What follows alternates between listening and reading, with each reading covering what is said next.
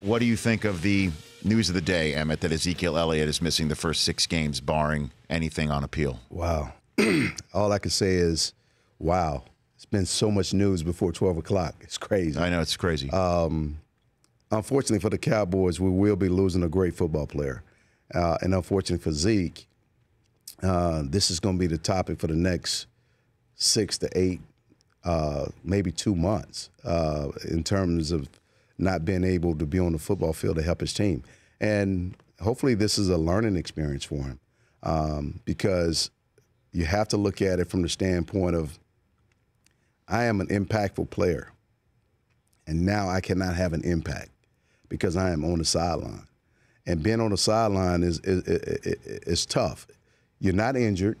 You physically can go out there and help, but there's nothing you can do. I equated to missing the first 2 games of the year back in 92, 93. You do know that you are the last person to lead the league in rushing and miss the first 2 games of the following year because of your holdout. And Zeke is now the next one to do that. Yeah. And so, but it's 6 games. Yeah. I had 2. That's right. So I still had a chance to fight to come back. 6 games is almost a half a season. And so it's tough. I think there's a number of ways he can look at this. He can look at this as punishment, or he can look at this as an opportunity for him to understand to whom much is given, much is required. And the impact that he's had on his team and his organization has been tremendous.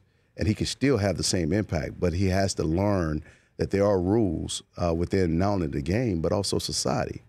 And I think this is the time to reflect and ask fundamental questions of oneself. Do I want a real long career in this National Football League, which I can have? Or do I just want to play it year by year and just live for the now? Because this is about his future, and that's what I'm really concerned about is his future.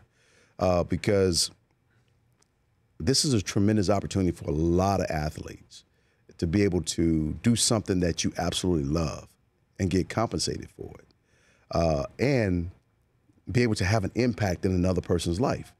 That's what this NFL is all about. This is temporary. We have a shelf life in this sport, and unlike you, have a career. Mm-hmm. This is a shelf life, and so this doesn't last long, and so we have to take advantage of every moment. And missing 6 games right now is not affording you the opportunity to take advantage of every moment. Well, in terms of the 6 weeks, he's not allowed to be around the team at all. I understand. And he's going to be at the crib, if you will, and idle time for him so far has not been productive is one very light way to put it. That's why I say it's a time of reflection. It's a time to self-analyze. And I'm talking because of wisdom. I'm talking because even when I missed those first 2 games, I had to do self-analyzation in terms of, am I doing the right thing? I'm missing my teammates. They need me on that field when getting beat by the Washington Redskins and then getting beat by, I want to be on that football field. I can't stand watching them go into battle without all of the tools that they absolutely need. I couldn't stand it.